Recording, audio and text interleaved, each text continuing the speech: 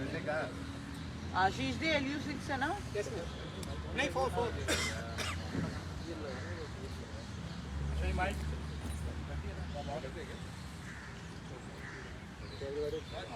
करे कर देना रोल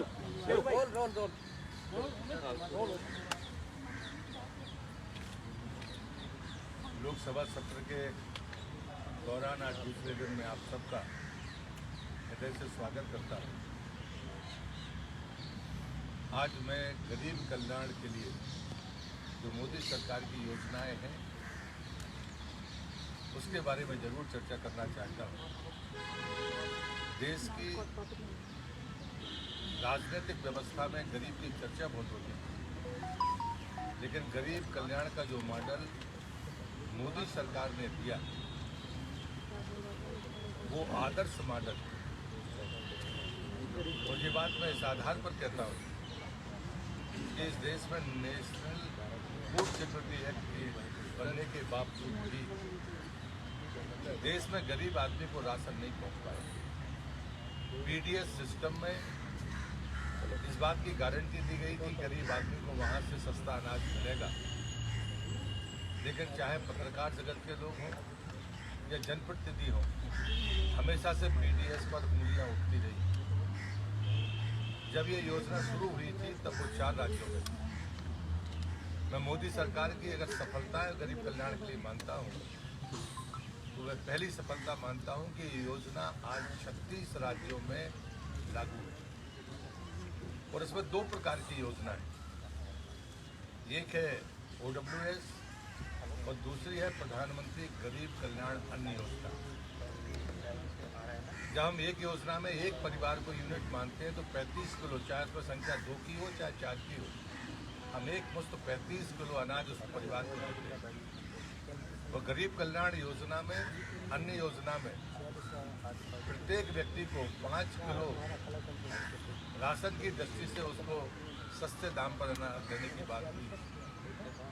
लेकिन अभी मोदी जी ने फिर से 5 साल के लिए जो योजना गरीब कल्याण अन्न योजना बढ़ाई है, अब वह मुफ्त में अनाज लगभग 80 करोड़ से ज़्यादा लोगों को मिलेगा। और इस योजना में लगभग 5 साल में 12 लाख करोड़ यानी 11 करोड़ 80 लाख रुपया खर्च होगा। ये आंकड़े मैं इसलिए कह रहा हूँ कि इतने बड़े खर्चे के साथ में ये योजना चलाने के पीछे आशय क्या है। और मैं आपसे चर्चा के दौरान ही कहूँगा, मैं अपने प्रतिपक्षी लोगों को भी कहता हूँ कि यदि चर्चा करनी है तो गरीब कल्याण पर वो चर्चा करें, तो शायद योजनाओं का सही मूल्यांकन हो पाएगा। मैं देश के असंगठित क्षेत्र के मजदूरों के बीच में मैंने काम किया है, और उस समय एक बड़ी चुनौती होती थी कि मजदूर, जो प्रवासी मजदूर खासकर अपने घर से चलता था, उसके मेहनत का PF कटता था और वो दिल्ली जैसी जगह में जमा हो जाता था सरकार के पास, लेकिन उसको जीवन भर कभी वापस नहीं मिलता था। और अनक्लेम्ड PF का पैसा 20-30 हज़ार करोड़ इसी दिल्ली सरकार के पास पड़ा होता था। हम लोगों ने जो चार्टर बनाया था, मोदी जी के प्रधानमंत्री बनने के 1 वर्ष के भीतर उस चार्टर को मोदी ने इम्प्लीमेंट किया और यूनिक आइडेंटिटी नंबर PF का देकर मेहनत कश मजदूर के पैसे की गारंटी दी। वो मजदूरी चाहे मध्य प्रदेश में करे या जम्मू कश्मीर में करे या दक्षिण में करे, जो उसका PF का पैसा होगा वो उसके खाते में जाएगा। ये एक ऐसी शुरुआत थी, वर्षों तक जो वामपंथी गरीबों की चर्चा करते रहे वो नहीं कर सके जो काम मोदी ने किया। फिर दूसरा कष्ट होता था कि उसका राशन कार्ड होता था, लेकिन वो राज्य से बाहर राशन नहीं ले सकता था। तब मोदी ने 1 नेशन 1 कार्ड की कल्पना के साथ 20 करोड़ 3 लाख से ज़्यादा कार्ड बनाकर उस गरीब आदमी को इस बात की गारंटी दी, यदि तुम्हारे पास कार्ड है तुम राज्य के बाहर भी राशन ले सकते हो, तुम्हारा अधिकार मारा नहीं जाएगा। लेकिन उसके बाद भी एक कठिनाई थी, आधा परिवार मध्य प्रदेश में और आधा यहाँ, जिसके पास कार्ड होगा वही अनाज ले सकता था।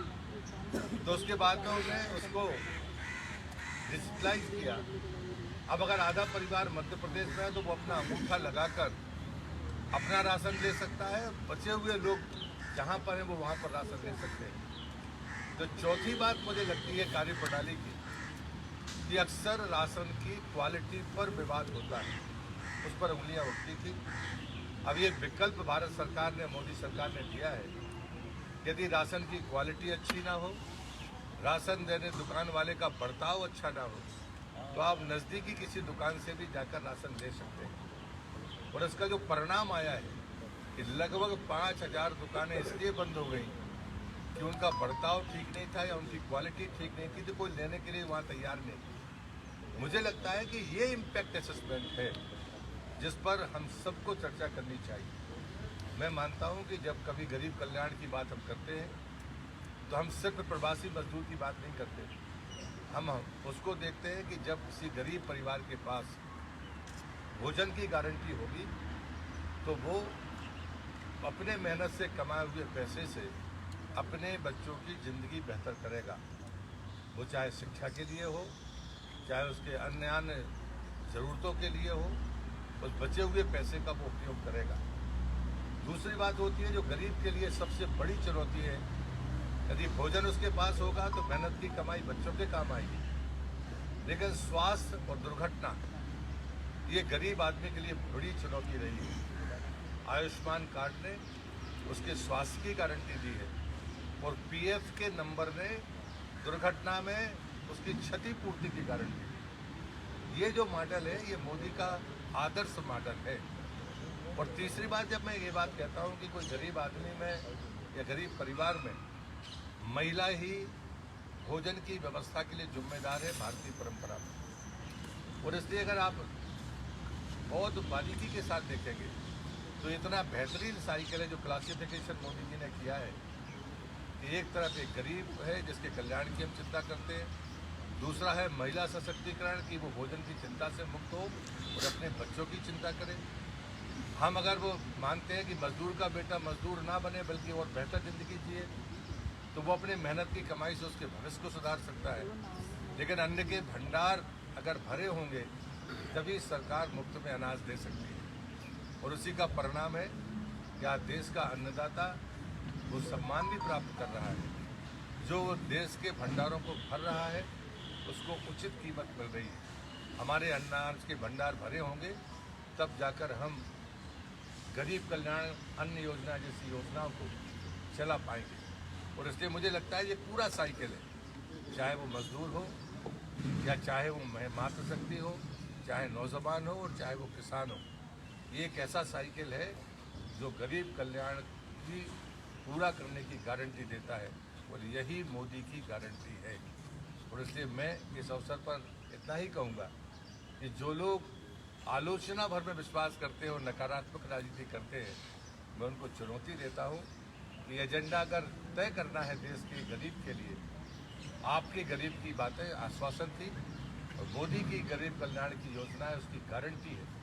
अगर वास्तव में चर्चा करनी है तो इस मुद्दे पर मैं विरोधियों से कहूँगा कि इस पर जरूर आप लोगों के प्लेटफॉर्म पर जाएं, और इस पर अगर चर्चा होगी तो दूध का दूध पानी का पानी हो जाएगा।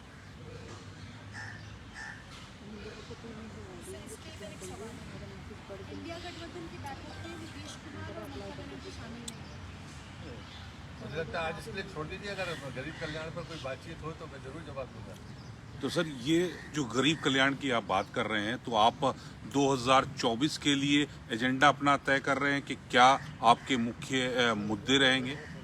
मुझे लगता है कि हम सिर्फ इसको चुनाव से जोड़कर ना देखें तो अच्छा होगा। उसका एक बढ़िया उदाहरण है, प्रधानमंत्री ने अभी इसी चुनाव के बीच में गरीब कल्याण अन्न योजना जो दिसंबर में बंद होने वाली थी, उसका समय पूरा हो रहा था, उनने 5 साल के लिए बढ़ाया।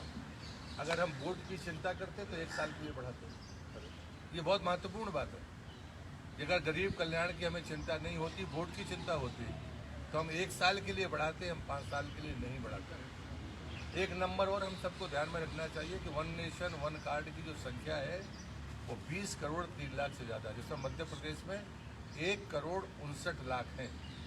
तो मुझे लगता है कि ये जो चीज़ें हैं ये चीज़ें बहुत महत्वपूर्ण है।